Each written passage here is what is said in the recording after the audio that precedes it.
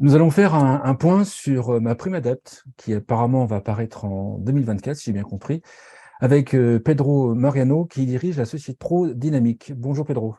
Bonjour Peut-être Frédéric. en 30 secondes, présenter ma prime Adapt et après je vous demanderai de vous présenter vous. Mhm. Alors ma prime Adapt est un dispositif qui sera porté par, on va dire, l'État. Il verra officiellement et de façon opérative le jour au 1er janvier 2024. C'est une annonce que le ministre Klein a faite récemment. C'est un dispositif qui vise à accompagner les ménages dans un besoin d'adaptation de logement,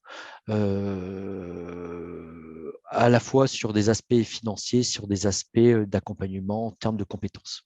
D'accord. Donc c'est de ce dont nous allons parler pendant cette émission. Votre métier, ce que vous faites, qui êtes-vous? Alors moi, je suis consultant, formateur dans l'adaptation de logement pour seniors et handicap. J'ai plaisir à accompagner certains dispositifs d'adaptation de logement qu'on me demande de concevoir, de piloter, de monter des partenariats ad hoc au fil de ces actions. Ça va être une partie de mes activités et une autre partie, c'est que je forme effectivement des professionnels du bâti autour des spécificités de l'adaptation de logement. Si j'ai bien compris, vous avez participé aux réflexions ou à des réflexions sur ma prime Adapt. Est-ce que vous pouvez expliquer le rôle de ma prime Adapt? Après, on va décortiquer.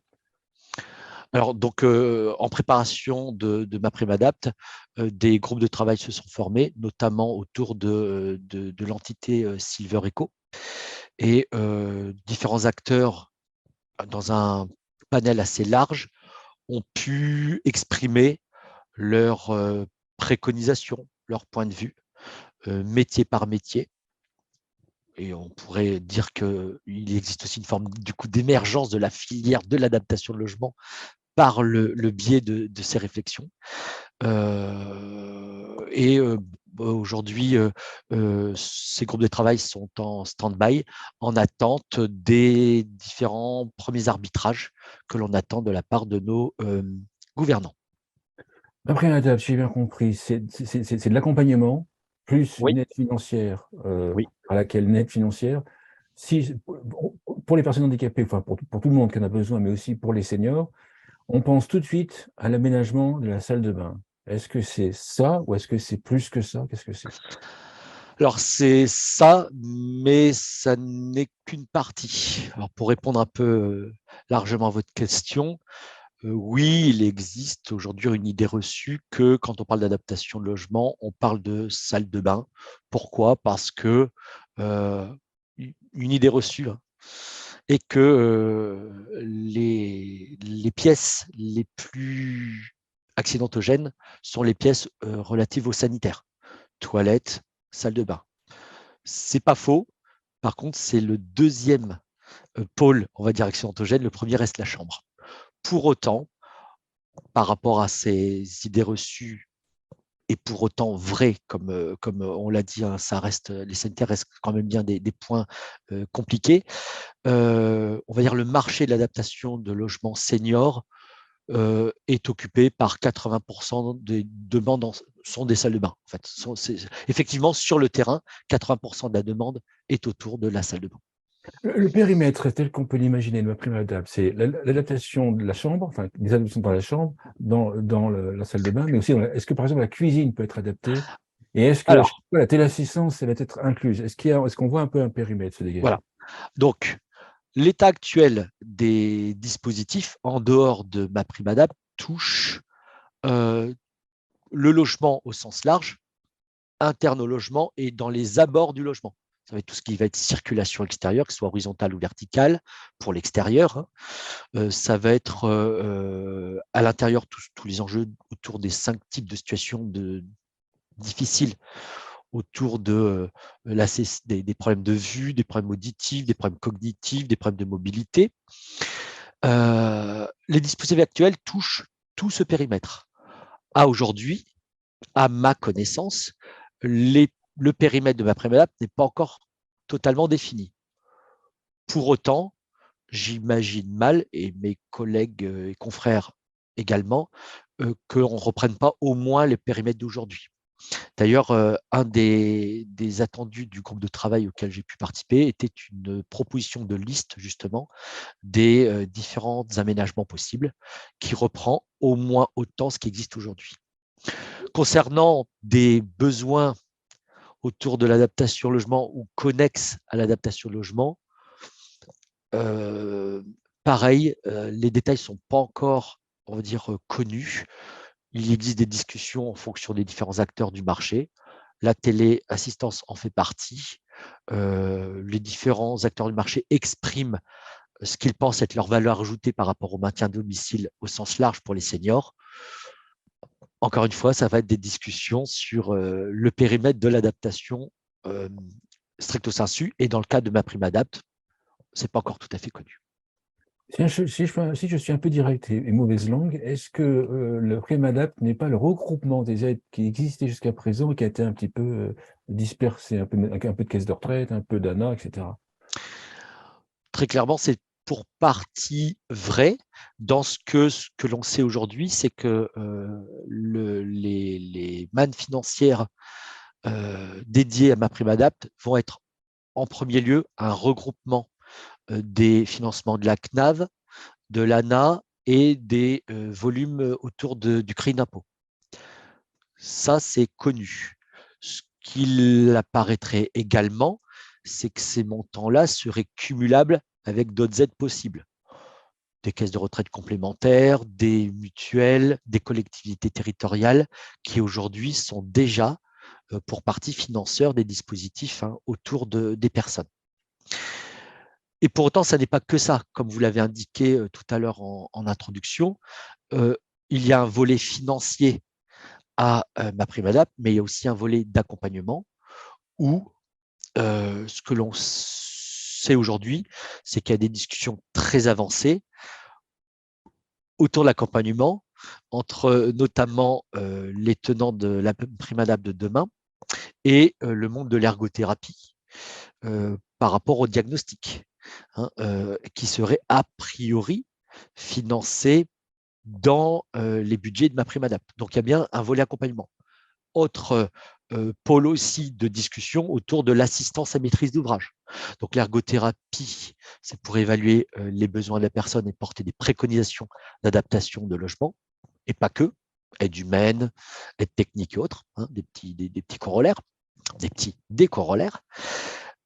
Et il y a aussi la partie solvabilisation. Oui, il y aura MaPrimeAdapt, avec apparemment un dispositif de fluidification d'un certain montant, plus, comme je vous l'ai indiqué, des montants complémentaires qui iraient chercher l'assistance à maîtrise d'ouvrage pour le compte du particulier, et aussi un regard technique de l'assistant à maîtrise d'ouvrage qui pourrait être considéré comme caution technique de la, on va dire, bonne tenue du dossier et de la bonne tenue des projections techniques de l'adaptation de logement.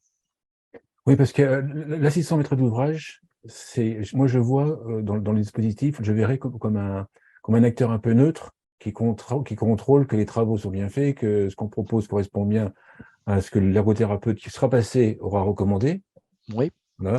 Parce que pour l'instant, à l'heure actuelle, qu'est-ce qui se passe quand on adapte une salle de bain? C'est clairement un commerce. C'est des seniors qui se renseignent sur l'entreprise, sans critique, hein.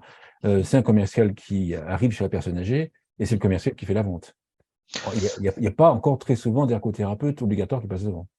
Alors, je dirais que vous touchez du doigt le fait que ce marché est très atomisé dans les acteurs qui permettent de couvrir les besoins et même dans les besoins eux-mêmes et dans les filières, on va dire, de repérage du besoin. Différentes possibilités. Un foyer avec un aidant, par aidant, et pense avoir besoin et va être en recherche d'une solution. En effet, je dirais, le plus fort en marketing, peut-être, serait le plus vite visible et potentiellement celui qui va faire l'affaire. OK. Ça. Voilà, ça, c'est plus dans une expression de besoin, on va être dans du préventif. Dans le curatif, c'est un peu plus compliqué dans le curatif.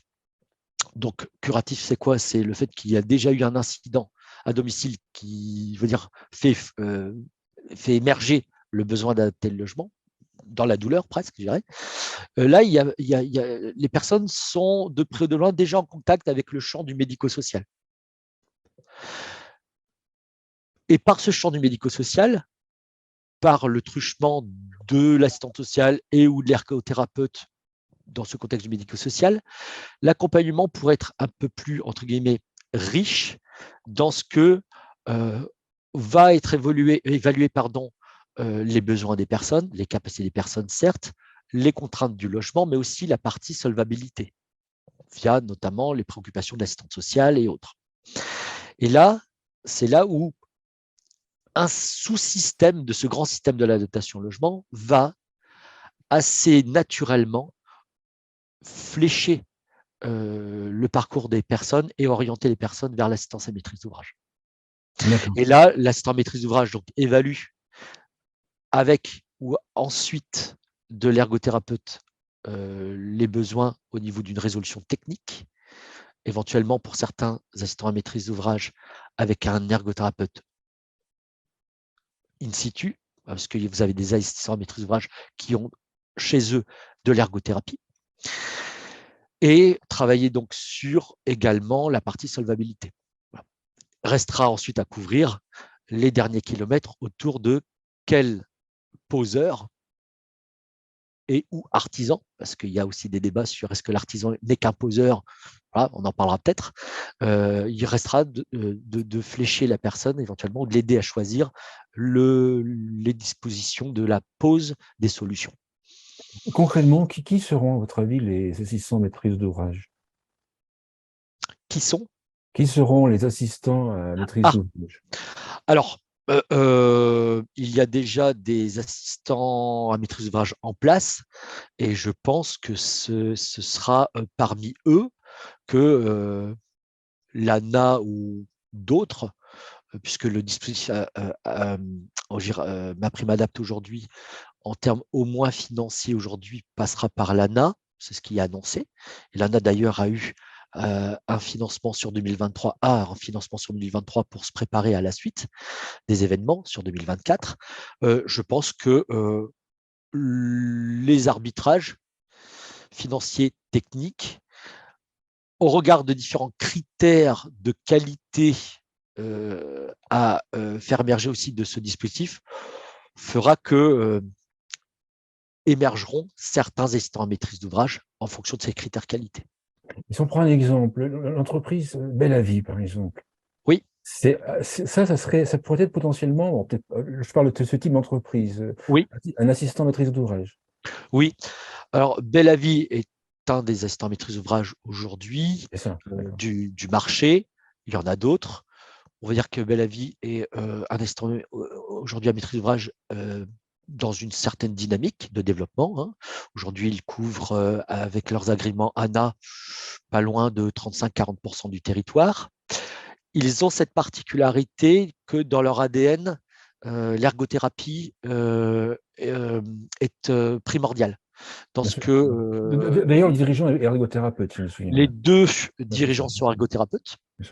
Et voilà, l'idée de départ, c'est de capitaliser sur un diagnostic puissant pour ensuite, on va dire, enchaîner sur des dispositifs plus financiers, réglementaires. Hein. Je vais peut-être froisser certains, mais de la tambouille financière qui reste de l'algorithme. Hein.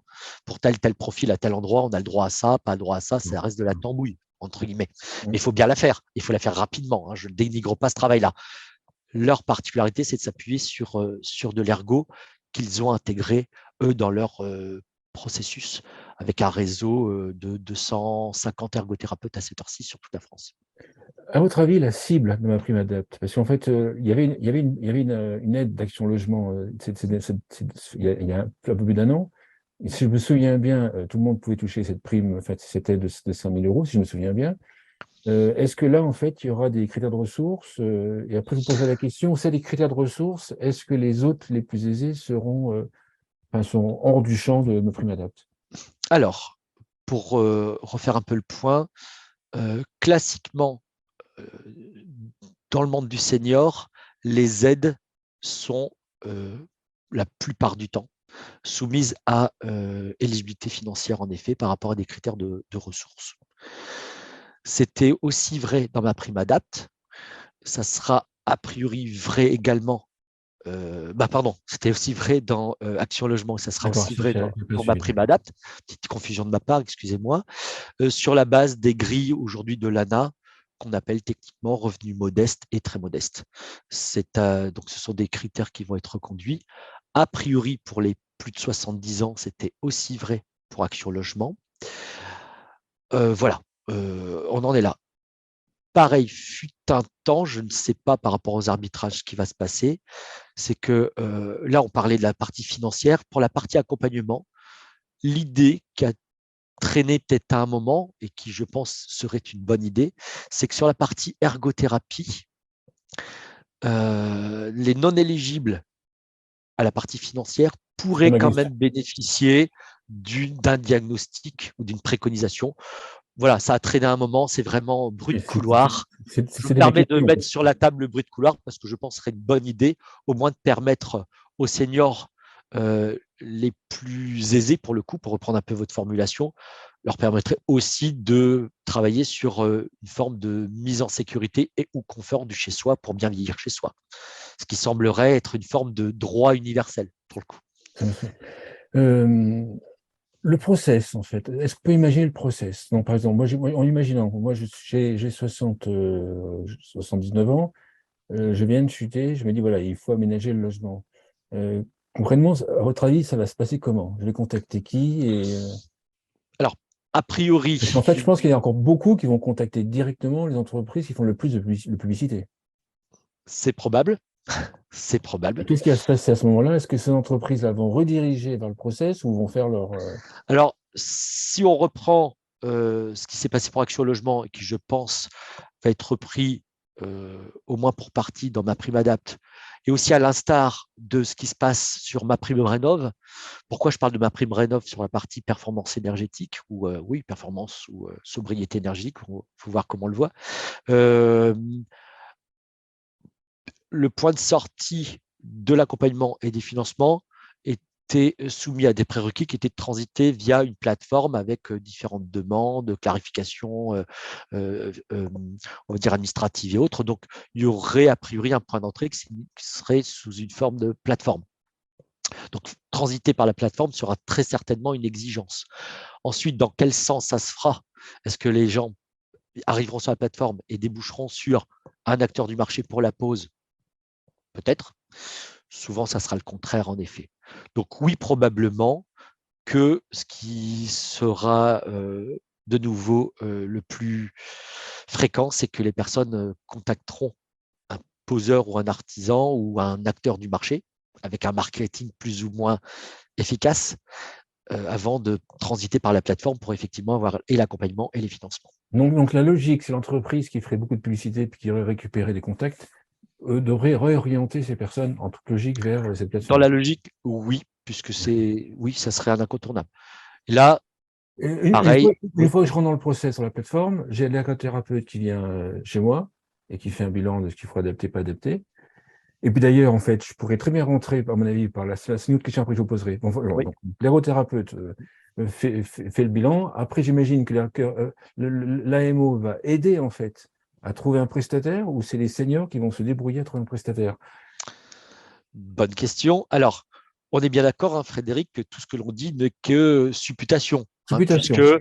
Voilà. C'est votre avis, c'est votre le avis, votre process avis, n'est pas écrit. Voilà. Mon votre avis. avis, c'est que oui, on serait sur enchaînement ergothérapeute. Aujourd'hui, on ne sait pas si ce serait systématique, pas systématique, qui serait dans les fourches de l'ergothérapeute ou pas. La NFE, que j'ai d'ailleurs eu il n'y a pas très longtemps, qu'on a entendu d'ailleurs s'exprimer publiquement là-dessus, prône la systématisation de la visite pour tous les seniors ciblés, ce qu'à titre personnel, je soutiens très largement. Et ensuite, l'AMO travaillerait sur le cadrage d'un projet technique, le cadrage d'une ingénierie financière, en complément ou pas de MaPrimeAdapt. Là où vous touchez du doigt une problématique de fluidification du processus, c'est qu'à aujourd'hui, l'assistant à maîtrise d'ouvrage n'est pas censé flécher un artisan, un acteur du marché, pour être général, pour faire les choses. Il doit laisser le choix Il doit laisser le choix et c'est puisque le client reste maîtrise d'ouvrage d'un projet. Si on parle un peu de technique projet, reste la maîtrise d'ouvrage. Par contre, il existe des rapprochements aujourd'hui d'acteurs tels, vous l'avez cité, Belle à Vie, telle l'association HB Développement qui porte les marques Handibat, Silverbat, qui, et c'était public, lors d'un récent colloque, ils ont signé une convention pour tenter justement de fluidifier cette partie. Égale, on engage assez tôt dans le processus un artisan ou des artisans porteurs des marques Handibat, Silverbat sur la partie senior, tout en laissant la possibilité à la maîtrise d'ouvrage, donc le client, de se fabriquer du choix par différentes autres entreprises. Et là, on touche du doigt une problématique ou réglementaire et ou éthique des limites et de chaque acteur à fluidifier plus ou moins puissamment le processus. Aujourd'hui, l'AMO n'est pas censé pointer sur un artisan ou une société plus qu'une autre. Donc là, Belle à Vie, HB Développement via Handibat, Silverbat, on fait en sorte de fluidifier en proposant des artisans formés aux spécificités de l'adaptation. On en est là pour un rapprochement de deux acteurs. Je pense que dans les jours futurs, ces rapprochements vont se multiplier, s'intensifier pour justement à la fois proposer aux particuliers des accompagnements plus pertinents, plus fluides, plus rapides, plus puissants, et à la fois aussi montrer aux différents décideurs que la filière est capable de s'organiser pour récupérer cette dotation qui est prévue. C'est-à-dire que moi, je suis senior, j'ai 119 ans, je rentre dans le système, je pense que c'est la salle de bain adaptée. Il se peut très bien qu'en fait, l'ergothérapeute vienne chez moi et me dise non, ce n'est pas la salle de bain en priorité, c'est un autre endroit que vous devez adapter. C'est possible. C'est possible. En fait, l'ergothérapeute doit faire une vision objective de ma situation dans mon logement. Il va donner les priorités. Et il pourrait très bien dire, écoutez, ben là, il y a plus de choses à adapter, et donc il ferait baisser il ferait peut-être prendre pas de low cost, mais en tout cas baisser les prix un peu de partout, plutôt que d'adapter la salle de bain nickel chrome haut de gamme, et puis ne plus avoir assez de revenus, de budget pour faire la chambre. C'est possible. Alors, pourquoi je dis c'est possible? Encore une fois, je me répète, mais c'est important pour les personnes qui vont visionner cet entretien, que rien n'est écrit. Si je reprends le métier de l'ergothérapie et le décret de compétence et leur levier d'action, un ou une ergothérapeute, 90% de femmes, donc souvent une ergothérapeute, en effet, vient chez la personne évaluer sa situation, ses capacités, collecter, échanger sur les besoins de la personne au quotidien. Est-ce que je fais la cuisine, pas la cuisine? Est-ce que je sors chez mes copines boire un thé l'après-midi ou pas? Est-ce que je vais chez mon boucher? Voilà. Est-ce que je sors de chez moi? Est-ce que je ne sors pas de chez moi? Est-ce que je lis? Est-ce que je fais du sport? Voilà, besoin. Et en cela, voir en quoi le domicile, au sens large, doit vivre des évolutions. Les leviers d'évolution sont classiquement de 3 types. Les aides humaines qui peuvent venir compenser telle ou telle difficulté des personnes pour couvrir leurs besoins. On pourrait rentrer par une salle de bain et puis dire non, c'est pas vraiment ça, il vous faut une aide humaine. Ouais, parce que même la salle de bain dans tel. Les aides techniques, donc c'est tout ce qui va être accessoirisation entre guillemets du logement, c'est peut-être en fait une aide à la marche, tripode ou autre, c'est peut-être un accessoire pour faire la cuisine différent, c'est peut-être une démarche adaptée avec une main courante adaptée pour monter dans la baignoire, pourquoi pas, même si ça peut paraître une aberration pour certains, ça reste bien une solution potentielle au regard de l'ergothérapeute. Et ça peut être, oui, plus ce qui nous occupe dans ma prime adapte, des aménagements type travaux. Mais les travaux sont un des leviers parmi d'autres. Ce qui pourrait du coup se passer, et qui peut faire grincer des dents certains acteurs qui sont dans les starting blocks de MaPrimeAdapt, c'est qu'en effet, le passage de l'ergothérapeute fasse que on ne finance pas forcément ce Leurs que produits. l'on pensait financer. C'est-à-dire qu'en fait, on pourrait imaginer les acteurs qui fassent de la promotion, la publicité, comme ils ont fait pour Action Logement, mais au final, il y a une perte dans les contacts qu'ils ramènent. Ça pourrait.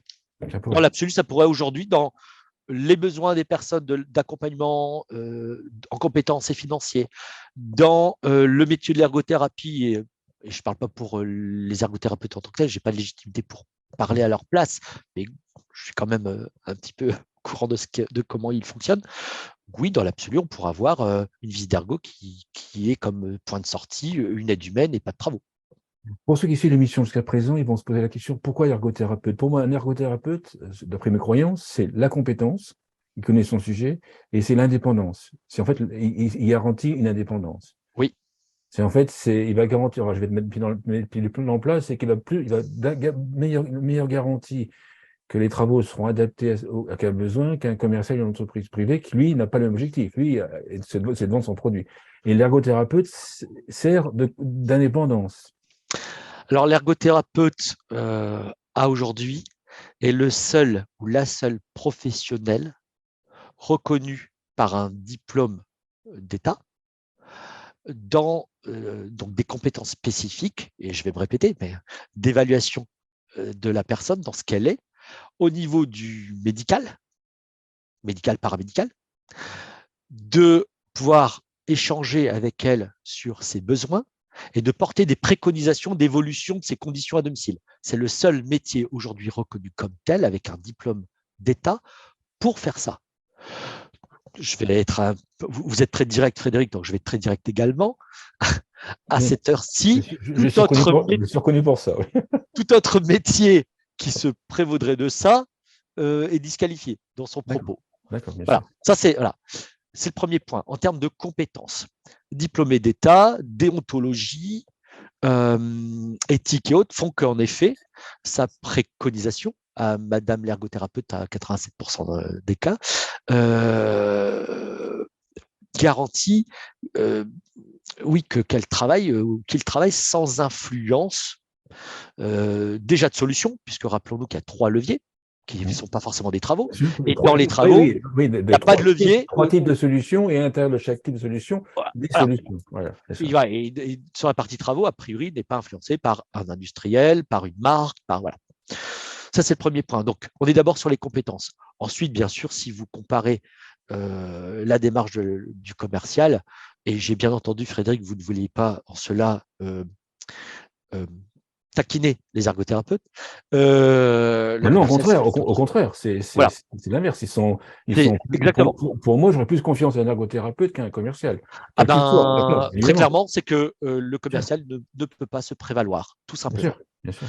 de compétences pour évaluer la situation. Et vous pensez que tout ce système, c'est-à-dire qu'en fait, moi j'imagine qu'en 2024, tous les acteurs dans l'aménagement de salle de bain, l'aménagement de cuisine, enfin, les services à domicile, etc., vont faire la promotion pour quelque part, comme ils ont fait pour Action Logement, la promotion pour leur truc, et puis ils vont marquer estampillé MaPrimeAdapt, et vous croyez que la mentalité française, les acteurs vont jouer à faire à faire un budget communication énorme, ou plus ou moins énorme, en sachant qu'une partie des résultats de leur promotion va servir à faire un gâteau dont ils n'auront pas forcément, au final, la plus grande part.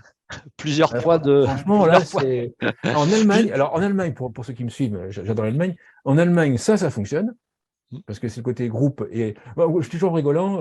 Si on met des boulangers, enfin des pâtissiers français, et une compétition des pâtissiers français et des pâtissiers allemands, les pâtissiers allemands, ils vont d'abord faire le gâteau ensemble, et après, ils s'entretuent sur le gâteau, mais le gâteau qui est fait, le français il aura tendance à se battre sur la farine, à se battre sur les œufs, et au final, personne n'aura assez de gâteau, de farine et d'œufs pour faire gâteau. Voilà. Vous voyez franchement que ça va fonctionner en France. Alors, pour moi, Frédéric, je le renvoie à Pedro. Quelle est l'actualité aujourd'hui des différents mouvements, des différents acteurs sur le marché en préparation de MaPrimeAdapt? Je vais la transformer plutôt comme ça, cette question-là. Je vous l'ai dit tout à l'heure, le marché est très atomisé et les façons de voir ce marché par les acteurs dont vous parlez est très différent. je vais éviter de mettre des étiquettes, parce que ça serait inapproprié. Ouais. En gros, il y a une partie des acteurs qui vont travailler sur les enchaînements, entre guillemets, canoniques de l'adaptation de logement dont on a parlé depuis tout à l'heure, ergothérapeute, AMO, artisan, visite éventuellement en fin de chantier pour vérifier l'usage, la pertinence de l'usage et ou la pertinence technique de la solution, surtout et, parce que où il faut absolument évaluer l'usage par les personnes, avant même clairement pour moi, titre personnel, la partie technique. Il y a toute une partie d'acteurs qui se concentrent, se colligent autour de cette philosophie-là. Une autre partie, c'est plutôt le comment faire que, en effet, il n'y ait pas de filtre avant l'intervention de mon commercial. Bien évidemment. Voilà. Et moi, on met les pieds dans le plat. Oui, il y a une voilà, partie qui est en train de voir comment bypasser l'ergo et tout autre acteur avant moi. Et moi, je pense que les dirigeants des AMO vont avoir des cadeaux, vont être invités au rugby, Coupe du Monde et compagnie. Il n'y a pas le Coupe du Monde à l'époque, mais à mon avis, ils vont avoir la pression pour, pas flécher, mais putain, il y a plutôt... Alors, voilà, je dirais, très basiquement, c'est leur problème. Deux, charge, et c'est un vrai sujet, charge au dispositif au sens large de mettre en place des modalités qui fiabilisent, garantissent et moralisent le dispositif. Alors, quand je dis moralise, je n'ai pas dit qu'aujourd'hui c'est un monde de pourri. Je dis juste qu'il faut s'assurer que demain, ça ne le soit pas ou pas davantage. On a quand même eu un éclairage là-dessus récent. Le ministre Klein, quand il a annoncé lors du colloque de la Silver Eco le lancement effectif de cette prime adapt, ma prime adapt, a évoqué les problématiques autour des opportunismes ou opportunistes sur ce marché d'aujourd'hui et de demain. Donc, cette forme de langue de bois qui a pu éventuellement traîner jusqu'à peu est en train de quelque part se délier dans ce que Monsieur le ministre a quand même évoqué clairement ces problématiques et enjeux autour des opportunismes. Égale aussi tout ce qui va être tentative de contournement ou d'appauvrissement éventuellement de l'accompagnement au profit d'enjeux commerciaux. Bien sûr. Dernière question que j'avais, au final, tout ce système-là, est-ce que ça ne va pas rendre plus cher, en fait, les installations? Parce qu'en fait, j'imagine que l'ergothérapeute va vouloir avoir un salaire, j'imagine. J'imagine, oui. L'AMO va vouloir prendre un pourcentage sur je ne sais pas trop quoi, ou alors un montant. Au final, en fait, ça laisse moins de budget pour faire les travaux, quoi. Alors, je dirais que ça dépend comment on voit, alors pas le verre à moitié plein, à moitié vide, mais comment sera construit le budget de ma prime adapt. Si je vous reprends l'exemple de Action Logement, donc il y a 3 ans, 2-3 ans, vous avez dit il y a 1 an, le temps passe vite, monsieur Spreyer, il y a le Covid entre les deux, le Covid m'a fait oublier le temps, c'est pas possible. Oui, il y avait un montant maximum de 5 000 € dédié au dossier d'une personne. En fonction des accompagnements, dans ces 5 000 € pouvaient être orientés aux alentours des 500 € pour l'assistance à maîtrise d'ouvrage. Je vais caricaturer, excusez-moi si c'est pas, je crois que c'était 450, mais bon, admettons. Donc oui, c'était 500 € en moins pour effectivement aider les foyers à financer effectivement les travaux. D'accord. Si demain, il y a un montant dédié aux personnes en termes de travaux purs et qu'à côté, il y a des montants et des lignes budgétaires pour financer les AMO dans les conditions d'intervention et les ergothérapeutes dans les conditions d'intervention, ça sera bruit blanc pour les logements. Ça sera une odeur incolore. Je ne sais pas encore comment va être construit le budget. Il est évident que pour 100% de budget, si c'était 100% de budget dédié aux travaux et que dans les 100%, on en tire un certain pourcentage pour l'accompagnement, ça sera autant de budget grévé pour les personnes. Ça dépendra de la communication autour de ça et de comment le marché va le percevoir. À la question, est-ce que c'est plus cher, moins cher, en termes de… Moi, je pense que ce sera mieux fait, mais ce sera plus cher. Franchement, je n'ai pas d'idée. Pourquoi ? Parce que Action Logement nous a quand même montré quelque chose d'intéressant. C'est que le système a été très réactif à pouvoir proposer des adaptations de douche parce que l'action était ciblée sur les C'est douches, ça, la douche, ouais. à 5 000 euros. Pourquoi on dit 5 000 euros? Parce qu'il y a eu une frange d'offres autour de la douche à 1 euro, du coup. En gros, c'était une douche à 5 001 euros, et avec les 5 000 euros maximum, eh ben, la personne payait 1. Et dans ce périmètre fonctionnel et matériaux, il y avait la transformation, on va dire, assez basique d'une transformation de baignoire en douche. Donc, tout le système a pu proposer, j'allais dire, dans un temps record et dans des qualités perçues comme raisonnables, une solution à 5 000 euros. Donc, à la limite, pourquoi elle serait plus chère demain sur la partie douche? J'en sais rien. Là aussi, il faut qu'on modère, que je modère mon propos, c'est qu'on l'a dit en introduction aussi, il n'y aura pas que la douche qui va être financée et finançable. Il y aura certainement, j'espère, d'autres pièces de circulation, couloirs, chambres et autres. Donc, je ne sais pas du tout comment le marché va réagir. En tout cas, le marché, on l'a vu, c'est très vite s'adapter à des contraintes financières et à passer dans des budgets contraints. C'est un peu ça que j'ai envie de vous dire. Une conclusion pour l'émission? Pour l'émission, l'adaptation aujourd'hui, on sait faire. Les différents acteurs savent faire. On l'a déjà fait depuis des années, on le fera. Le défi que nous propose MaPrimeAdapt, c'est de massifier cette adaptation. Aujourd'hui, il y a certains volumes. Demain, par cette manne financière, les volumes vont se démultiplier. Le système d'aujourd'hui va devoir s'adapter, se concerter acteur par acteur, qui, pour le coup, pour des aspects réglementaires et ou éthiques, devront rester en silo pour leur métier, mais aussi pouvoir se coordonner plus facilement, plus rapidement sur des ponts à créer, à clarifier, pour pouvoir, on va dire, pouvoir absorber et faire transiter un maximum de flux en termes de masse et de le faire toujours dans une qualité que l'on doit aux bénéficiaires. Avec, on l'a déjà évoqué, une éthique et une déontologie qui garantissent que tout se fasse dans la plus grande transparence et dans la plus grande honnêteté possible dans la qualité. C'est ce qui va être l'enjeu de la massification. Merci, merci Pedro Mariano. Je Merci rappelle que vous Frédéric. êtes le dirigeant de ProDynamic. Merci beaucoup. Au revoir.